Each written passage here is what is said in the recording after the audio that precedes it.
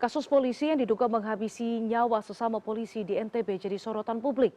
Hingga saat ini motif masih belum jelas apakah murni pembunuhan spontan atau justru terbuka ruang pembunuhan berencana. Oleh karena itu kita akan mendiskusikannya dengan peneliti Institute of Security and Strategic Studies atau ISES, Bambang Rukminto. Selamat malam Pak Bambang. Ya, nah. Pak Bambang, ini sudah hampir seminggu sebenarnya pasca tewasnya Brigadir MN. Sejauh ini, bagaimana menurut Anda perkembangan pengusutan pembunuhan Brigadir MN? Ya, kalau saya melihat kasus ini menjadi ramai ketika mendapat sorotan masyarakat. Ya.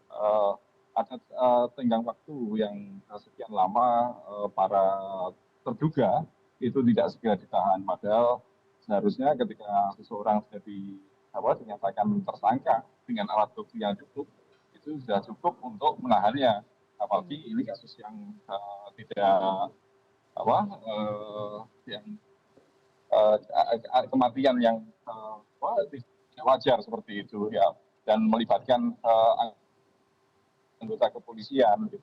Tentu publik sangat mengingat kasus beberapa tahun yang lalu terkait dengan Kadif Propam Verdi Sambo, dan ini terulang lagi di Polda NTB. Pelakunya dan korbannya juga mereka yang berada di Propam. Artinya ada problem di situ terkait bagaimana arogansi anggota, kemudian juga ada terkait dengan kontrol dan pengawasan yang sangat minim kepada anggota Propam. Bagaimana seorang anggota Propam kemudian melakukan tindakan pidana pembunuhan. Memang kalau kita melihat kasus ini sudah bergulir beberapa hari ini dan ada tenggat ini, kita juga tentu mengingat kasus obstruction of justice terkait dengan kasus pembunuhan Brigadir Joshua 3 tahun yang lalu seperti itu. Makanya ini jangan sampai terulang lagi. Kepolisian harus segera membuka dan segera menuntaskan kasus ini seterang-terang mungkin seperti itu. Saya sebenarnya tertarik begitu dengan pernyataan Anda yang menyebutkan ataupun kilas balik begitu dengan kasus Verdi Sambo, pembunuhan Brigadir Joshua. Kita tahu betul bahwa memang ini sama-sama divisi Propam begitu ya. Sepertinya ada kesamaan pola begitu Pak Bambang ketika otokritik ataupun ketika tersangka ataupun terduga pelakunya ini merupakan dari pihak kepolisian. Apakah menurut Anda sebenarnya seolah kepolisian ini tidak belajar begitu dari kasus Verdi Sambo ketika ada pelaku dari polisi masih cukup sulit sebegitu transparannya kepada masyarakat, sehingga tadi salah satu dampaknya penahanan pun menunggu viral terlebih dahulu baru kemudian dilakukan penahanan begitu kepada 3 terduga pelaku. Benar, kasus-kasus kematian yang tidak wajar anggota kepolisian ini tidak hanya terjadi di kasus Sambo atau Nur Hadi ini saja ya. Beberapa kali kawan-kawan anggota kepolisian juga ditemukan meninggal dengan tidak wajar, tetapi kasus itu tidak dituntaskan akar masalahnya, mengapa itu terjadi. Makanya kasus-kasus seperti ini terulang lagi, apalagi ketika kemudian ditemukan tersangka ini juga merupakan anggota kepolisian seperti itu. Artinya ada problem yang lebih mendasar terkait penuntasan kasus ini. Misalnya terkait sanksi yang tidak memberikan efek jera bagi para pelaku. Kita melihat bahwa dalam kasus Verdi Sambo misalnya ada beberapa personil yang melakukan obstruction of justice malah tidak diberi sanksi yang kuat, malah di remisi, malah mendapatkan promosi ya, seperti betul. Itu. Makanya kasus-kasus seperti Verdi Sambo ini terulang lagi seperti itu. Makanya kalau ingin menuntaskan kasus ini, selain juga mengusut akar masalah terkait dengan perilaku anggota, juga terkait dengan kontrol dan pengawasan, dan yang lebih penting lagi pemberian sanksi yang tegas bagi personil yang melakukan tindak pidana.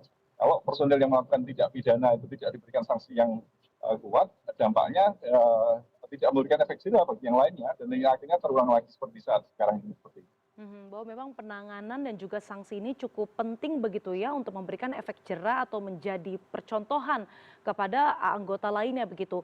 Kalau tadi kita menyoroti soal bagaimana cara penanganan kasus ini yang dinilai cukup lambat begitu, saya mau beralih ini Polda NTB sempat menyebut bahwa motif penganiayaan adalah MN ini menggoda teman perempuan salah satu tersangka begitu.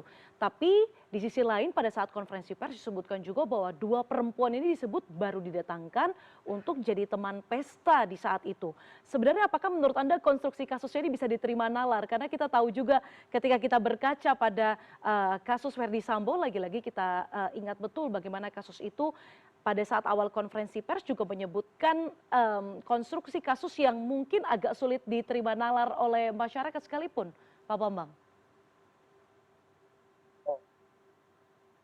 Kalau saya melihat apapun motifnya ya, yang pasti ada korban meninggal, bahwa di situ ada percecokan atau pertengkaran yang tidak disengaja, itu persoalan yang lain. Tetapi dengan pembunuhan, kalau kita melihat kekerasan yang dilakukan, tidak menutup kemungkinan ada unsur kesengajaan, ada perencanaan di situ. Makanya eh, apa, eh, harus ada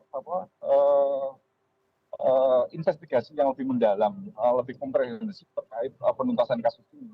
Kalau tidak akan memunculkan asumsi liar kemana-mana, seperti kasus Sambo 3 tahun yang lalu seperti itu. Dan tentu kita tidak berharap ke sana ya, maka di NTB ini, Polda NTB juga harus menuntaskan. Dan saya menyarankan sebaiknya bukan hanya Polda NTB saja yang melakukan investigasi, Mabes Polri, Bid Propam Mabes Polri maupun Irwasum juga harus turun tangan, dan tidak menutup kemungkinan Kompolnas juga hadir di sana agar fakta-fakta yang lebih objektif seperti itu. Oke. Mungkin lebih diperluas lagi dengan keterlibatan Mabes Polri dan lain sebagainya, tapi yang juga jadi sorotan ini adalah dugaan adanya narkotika di pesta tersebut yang sebenarnya cukup miris begitu ya, karena kita tahu bahwa divisi Propam kita bisa katakan sebagai polisinya polisi begitu yang mengawasi kerja para polisi. Apakah menurut Anda kasus ini akan jadi berdampak pada citra kepolisian begitu yang mungkin pada 3 tahun lalu sempat turun kemudian berangsur perlahan naik kemudian ada kasus ini lagi, menurut Anda seperti apa dampaknya terhadap citra kepolisian? Citra kepolisian saya rasa masih akan tetap sama ya, di bawah. Selama ini memang kepolisian hanya membangun brand, membangun citra saja, tetapi tidak membangun brand. Brand ini terkait dengan perilaku, sementara citra ini terkait dengan image. Image-nya seringkali dipoles-poles, poles-poles yang bagus, tapi faktanya masyarakat juga melihat realitas yang ada, bagaimana perilaku anggota kepolisian seperti itu.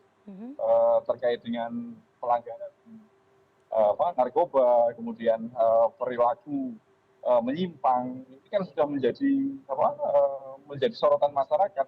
Selama kultur atau perilaku itu tidak diperbaiki, citra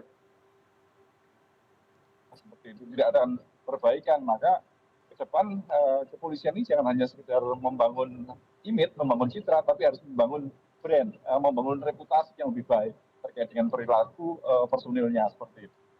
Jadi menurut Anda sebenarnya selama ini citra yang digembar-gemborkan juga kosong begitu atau mungkin bisa kita katakan semu begitu karena sebenarnya reputasi yang dibentuk itu hanya di permukaan saja begitu maksud Anda Pak Bambang?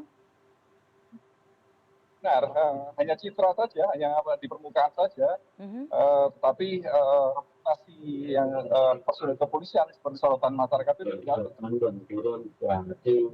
Berarti ada beberapa kasus-kasus mungkin yang turut menjadi sorotan sehingga berdampak pada reputasi yang ada di masyarakat. Terakhir Pak Bambang, ini tadi Anda menyebutkan soal saran bahwa mungkin harus ada keterlibatan dari Mabes Polri atau mungkin Irwasum begitu ya untuk bisa menghadirkan fakta-fakta yang lebih objektif dan juga mendalam. Ini sudah hampir 1 minggu semenjak kematian Brigadir MN, kita juga harus mendesak begitu adanya transparansi. Kapan sebenarnya waktu yang ideal untuk Mabes Polri mengambil alih kasus ini? Atau mungkin apa yang harus dilakukan penyidik supaya kasus ini tak menggerus kepercayaan publik lagi begitu? Membangun reputasi yang baik seperti tidak seperti kasus Sambo begitu 3 tahun lalu. Ya, secepatnya ya saya rasa. Karena kalau kita melihat waktu ini sudah 1 minggu, ini adalah waktu yang dalam kasus pembunuhan ini merupakan kasus pengungkapan yang lama ya, karena Mhm. tersangkanya sudah jelas, pelakunya juga sudah jelas. Kalau kemudian ini terlalu lambat ya, penuntasan kasusnya ini akan melebar kemana-mana. Makanya Mabes Polri juga harus turun tangan segera untuk memberikan arahan atau koordinasi yang lebih objektif sehingga tidak bias. Polda NTB dalam menuntaskan kasus ini tidak bias kepentingan seperti itu. Oke, baik kita nantikan bagaimana perkembangan kasus dari polisi yang diduga membunuh sesama anggota polisi. Kita harapkan transparansi dan juga fakta objektif bisa menyeruak ke permukaan dan bisa diketahui publik. Terima kasih peneliti Institute of Security and Strategic Studies atau ISES Pak Bambang Rukminto. Waktunya di CNN Indonesia Prime News pada malam hari ini. Selamat malam Pak Bambang. Non-